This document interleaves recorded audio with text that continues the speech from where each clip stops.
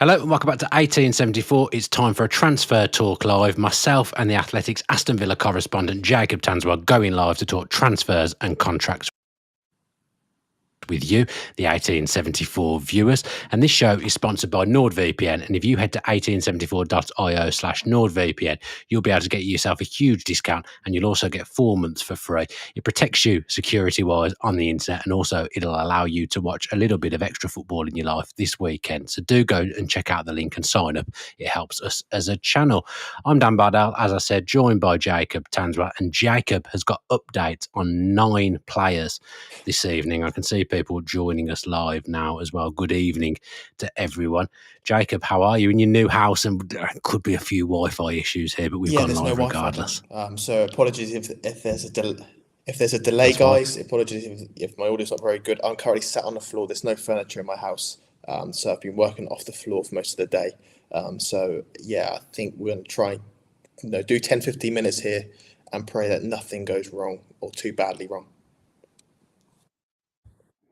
I'm sure it will be absolutely fine. So, Jacob, you sent me the 9 players that you wanted to talk about. I didn't even know who one of them was. Such is my long day, and I'm very, very tired, but you did explain it to me. We'll see if everyone else knows who they are later on. But let's start with Marco Asensio then, Jacob. John Percy reporting earlier that this could be back on for Aston Villa Football Club. What is your knowledge on the situation? A brilliant journalist, and he's been covering the Midlands for a long time, hasn't he? So, you don't doubt his information. My information is always been the same, really. It's not changed on Asensio in terms of if he's out at the end of the window, Villa will like him, and they'll probably go for him, provided that he's available and provided that Villa can do it financially. Right now, they can't do it financially because they have to sell before they can free up the wages or bring him in. As I said to you last time, João Felix has always been Emery's fascination. Asensio was a close second. And if he's available, that's Fernando's order. And if he's available, then he will be potentially someone they look at, but that won't happen until the final week of the window, and that will happen when someone leaves, basically. So, of course, Villa have been interested. They've been interested in since the end of last season, and as I said to you last time, Dan, Villa held talks with Asensio in his camp in June in Madrid, and they said, we would love to keep you. Financially, we can't do it. If you haven't got a club at the end of the window and we're still looking for you, or we're looking for that type of player, maybe we do it. So that interest has never really gone away. Okay, just a reminder, other takeaways are available other than Nando's. We're on the market for a takeaway sponsor as well. I'd like some free takeaways. So yeah, other takeaways are available. Jacob, a player that actually wasn't on your list here, so it's actually 10 players we're going to update on. Jacob Ramsey. Yeah. A lot of noise around him today, mainly because of your colleague David Ornstein. Yeah, wonderful. David's broke a really good line in terms of Newcastle being most interested, and he did something similar in January 2024, right? Because Newcastle were very interested in them. They've had long-standing admiration for him, along with West Ham and Nottingham Forest, to name a few. Villa have been in contract talks for 6 to 10 months, is what I understand. So I was quite surprised when I saw those stories, was it end of last week, about Villa making a contract offer when they've been in informal negotiations for more than half a season, and they've not struck an agreement yet. And it's this weird situation where both parties are negotiating a long-term contract, and ordinarily you think that's a sign that Villa really want to keep him, or Jacob Ramsey really wants to stay. Actually, it's more to protect his market value coming into the final 2 years of contract. And I think both parties are amenable now to move away. It's not quite the same emphatic nature as it was in terms of keeping John McGinn or keeping Morgan Rogers. This is Jacob Ramsey, who I think Villa would still love him and they'll still use him if he stays. But there's a little bit less desire to keep him more than a Rogers or a McGinn, like I say. Is this a case of Draco Ramsey maybe not in Villa's best 11? If they were to sell him for around 40 million, let's say, would that give Emery the would Villa then be able to manoeuvre and get a couple of players in off the back of that 40 million, and that's why the sale would be appealing? As I say, Villa can't sign anyone until they sell someone. So, if in theory, if Ramsey did go, then it would accelerate bringing a player in. I've said on Twitter, I think, and I've put in pieces that ideally Villa want to sign a winger. So if Ramsey goes, then you can do that. It was certainly free at the budget. And I've always found he's probably the one player or one of the senior players that I think Villa could live without, because they've kind of lived without him for 2 years. And, I've probably been harsh in thinking Ramsey's always injured. He's actually on his longest run of availability since Emery took over. He's not been injured since January, but his form's not quite got back to those heights again. And Villa have found solutions in terms of who can play that left number 10 now. So I can see him leave. And of course, a lot can change, and who knows, maybe he stays and he signs a new contract. But as David Ormsey reported this morning, Newcastle really like him, and they've begun talks with Villa over him. Yeah, Bongo says here, I don't get the Ramsey to Newcastle transfer. Barnes and Gordon on the left will surely keep him on the bench. I spoke to someone who's quite decently connected to Newcastle earlier when I was at TalkSport, and they said the idea would be that he would play centrally and perhaps rotate with Joe Linton, and he'd get a more central role for Newcastle than what he gets playing for Villa. So it's one to keep an eye on. Not sure what I think about it, but I did say back in June I did a show with Max Stokes, and I said he feels like the most vulnerable to me out of Villa senior players. Yeah. So it wouldn't be a huge surprise. It's just taken a bit longer maybe to come to fruition than I maybe thought it would. But like you say, Ramsey could still end up staying, and if he does, I'm relatively happy with that. Jacob, the next player on your extensive list is Youri Tielemans, and you actually wrote an article about him, which I read very early this morning. I enjoyed it. I thought I retweeted it as well, so I read it when I retweet it. I liked it. There was lots of. I like it when there's lots of little details around things, like you'll just subtly mention something that is a good piece of detailing, good piece of journalism, and I thought there was a lot of that. Thank you. I really enjoyed doing it. Actually, it was a good idea from my editor a couple of weeks ago. He said, right, the week before the season, you're going to put one piece out every single day. You really want to get the fans excited. What player should we do it on? And I thought, and we both thought Tielemans. And it's really good to explore how the deal was done. Obviously, free agent. It seems bizarre now that he would be allowed to be on a free agent market, and how he's adapted, and just how his brain works, because it's probably quicker than any other Villa player. And like I say in the piece, right down the bottom, actually, last paragraph, I think, he's going to be one of the players like McGinn and Rodgers and others that will be starting negotiations, contract talks, and stepping up after the window. Okay, that was a quick update, quicker than I was ready for there, Jacob. I'm still reading what people were saying in the chat. When I read that, I've got to say, when I read that article this morning, it still blows my mind to this day that Villa's got kind of best central midfield, Kamara and Tielemans. Didn't cost a penny. I know they've cost a lot in wages, but that is just incredible transfer work that I'm not used to Villa having done in my lifetime. Like some of the transfer work Villa have done over the last few years, that's incredible. That must be the envy of so many Premier League teams, that we didn't spend a transfer fee on those two players. Absolutely superb. You touched on it there, John McGinn. Jacob, you wanted to talk about him as well? Yeah. Obviously, Everton have been very interested in him. Newcastle being linked as well, right? But unlike Ramsey, Villa have no desire to sell McGinn. Very important player to the team and to the club, and to Emery most importantly.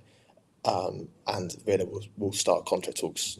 Well, they've already signalled their intentions to, and they'll really hopefully finalise that at the end of the window as well. But again, one of the reasons why these contract talks, or some of them, are being scheduled for after the window, is not because they may leave, it's because financially Villa don't know what budget they're going to have at the end of it all. So hopefully they'll get something done. And I think McGinn, like we said in the last podcast, Dan, is still a wonderful leader, and hopefully he can get back to his best. Yeah, a few people saying I'm out of sync, which I find difficult to believe. It should be you that's out of sync. Surely, if I am out of sync, I've had one person say in the chat, someone else tell me if I'm out of sync, and maybe I'll go and come back quickly. I don't understand that. It shouldn't be the case, but obviously, if someone's pointing out that is the case, there's a rumor that I'd be all for going around here on the live chat about Jed Steer back as the choice goalkeeper. I'm going to text him as soon as the show finishes to see if that's true or not, and if you've read Greg and Matt Mayer's book, Jed Steer features heavily in this. Is that have you heard anything of that? He's not on your list, so I'm assuming no not. information on that. I think it would be a good idea thinking out loud. I don't know anything. I've not checked anything. I actually saw him at the Roma game. He was doing some commentary, and he's a very lovely man, actually. So yeah, get on the phone. What a Get goal. on the phone to him afterwards. I'm going to text him as soon as we finish. I'm just going to go and come back in because people are saying I'm out of sync, and I'm absolutely flabbergasted by this because Jacob's the one with internet issues here. Oh, back in, here we go. Oh, I've got us the wrong way around now, but I can swap us round. Don't worry about that. I'm probably still out of sync, so it's probably not done anything, but never mind. I'm sure people won't mind one show of us being out of sync because we've gone live. Saw in the chat there a very interesting comment as well. Where's it gone? I can't find it. Account called Founders, Jack. I don't know whether you've heard of them. Founders Design. I've not got any tops on them, so making Villa. I haven't heard of them. Well, you're going to have one. You're going to get one here. Congrats on the house move, Jacob. If you've got a wardrobe to fill, you know where we are. So yeah, we'll put the link to foundersdesign.co.uk in the description. And yeah, if you're looking for some niche Aston Villa gear, do check out foundersdesign.co.uk. Who have we got next, Jacob? We've got Illing Jr. on your list. Yeah, pretty simple. I won't labour the point. He's going to head out on loan. Just where to? I would love to see him go to a championship and play at left back. Actually, I think his long-term career is at left back, and I would love him to continue at Middlesbrough. Actually, so hopefully he can find something and do it quite soon as well. Okay, Jacob, I'm just going to come back out and come back in again, just in case that we can sort my sync out. So give me 2 seconds. It's a big risk here. Actually, I'm not even going to risk it. Not going to risk it. Let's carry on. I'm sure people can cope with me being out of sync. Morena next, Jacob. Well, Girona was supposed to be the one he was pushing towards, or they were pushing him towards. But again, his salary was difficult for Girona to meet that. So they've back to square one really on him. I'll kind of do Dobbin and Dendoncker as well at the same point. Moreno will have to he'll have to find somewhere that he basically might have to take a wage reduction or something like that. But he needs to go, and everyone hoped that it would be Girona, but that seems to be dragging on a little bit. Lewis Dobbin will go on loan, probably another championship club, maybe a Norwich type of loan again. Villa keep him busy with loaning these players out, trying to find new loans for them. Yeah. Live alone. And then Donker, I think if you whisper it quietly, there is still hope that some buyer comes in. If not, then he'll be released at the end of the window, I imagine. And guys, it's on such a big wage. Such a big Villa would have to pay him, I assume. I don't think it would be a case of coming to a negotiation of a deal. It would be you pay I don't know, salary. but they did it well with Coutinho, didn't they? So hopefully. Okay, Leander Dendoncker, the lesser seen man in pre-season. I haven't seen him once from memory. I don't remember seeing him at all this pre-season. We're now going with a bit of a younger vibe for the last 3 players, Jacob. Rory Wilson coming back from injury. A lot of people ask about him, and even I've never seen him play live. All the time. Yeah, because he's got obviously such a high reputation. The way he came, the goal scoring record as well, which is quite incredible, and he's had a really rotten luck. One, because of the contract situation, which was quite fraught. He wasn't going to sign one, then he was, and he wasn't, and he was. And obviously they got that done. He had that really quite bad ankle injury that I think initially they didn't think it would be too bad, but then he had to have operation externally, and that ruled him out. Then he started coming back towards the end of last season. Then over the summer he picked up a niggle, which has delayed his pre-season. He's only just come back now, so he's a few weeks behind his teammates. So hopefully mid-September, he will be able to come back and play for the 21s. He just needs games and getting into rhythm for the first part of the season, I think.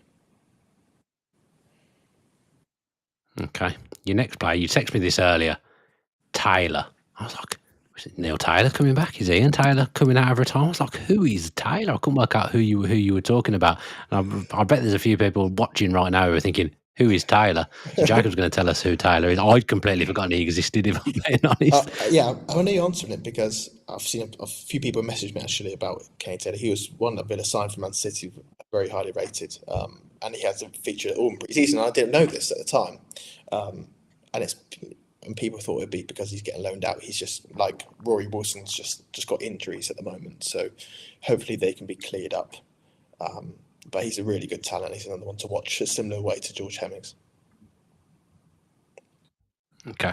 A few people said if Ramsey goes, will it be like a younger player coming in and replacing him in the squad? I guess that an Asensio around this as well. Like Buendía's had a good pre-season. If Asensio came out, it'd be bad news for Buendía. So Ramsey going actually has kind of huge implications in some ways for many players. I think so, but even if Ramsey said, I think there's a growing consensus among the staff that Brenden would be quite useful, provided, let's say, no interest came in for him, or no interest that was really that appealing came in for him. They would be more than happy to keep him, because I think he showed that much in pre-season and convinced Emery actually that he has got some worth, and that's the current feeling around him. And I think he's been really good in pre-season and certainly can play a part in the overall squad.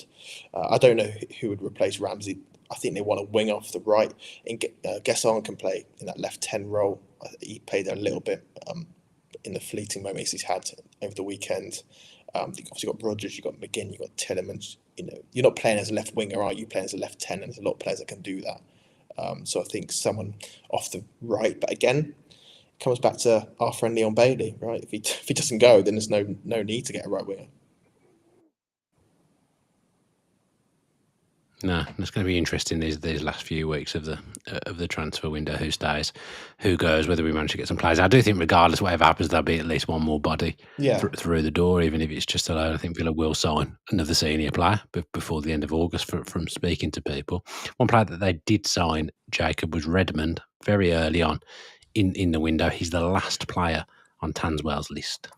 Yes, I saw a few that he might have gone on loan during the tour of the States, and that's the reason why he didn't go. He didn't go because he picked up a small injury that would have made him out for 3 or 4 weeks. Hopefully he's coming back now. I'm not aware if he is or not. I've got no information on that. But the reason why he had an injury, I think ideally it would have been great if he did feature in pre-season, and he would have featured in pre-season. He would have played some games and you would have had a good look at him. But again, when you're coming to a new club, new environment, new demands, you're going to pick up these little muscle injuries, and that's what I think what's the issue there. And I've just seen a question from Joe Cunnington about if Luca Dean signing a contract may ensure he continues to start.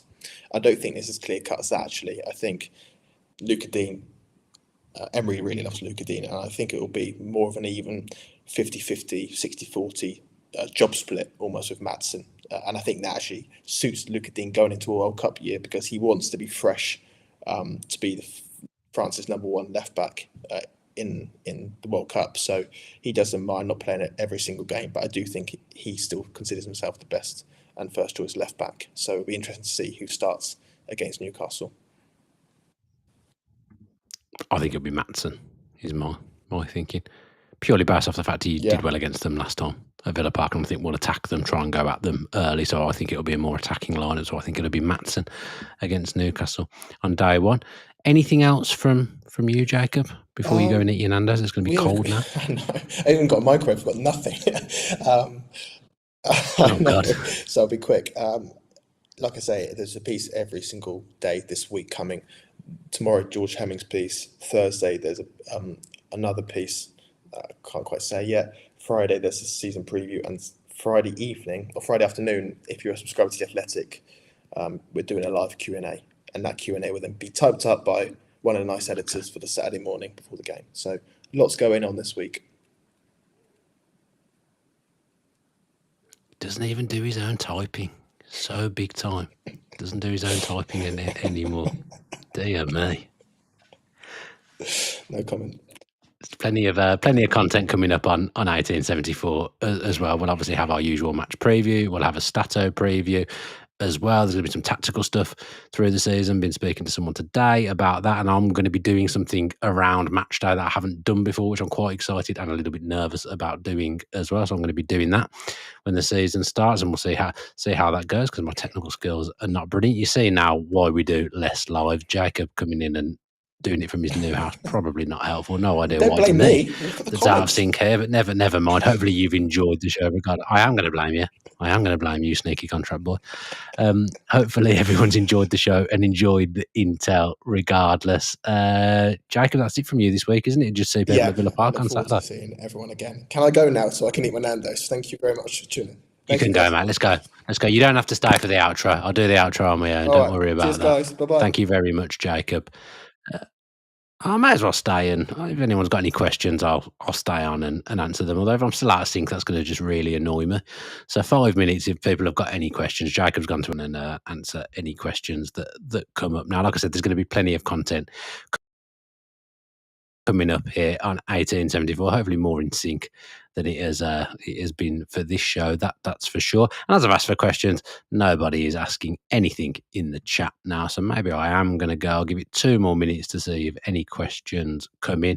Gig Sharma said about Jacob being a mild Nando's man. I reckon he's a hot.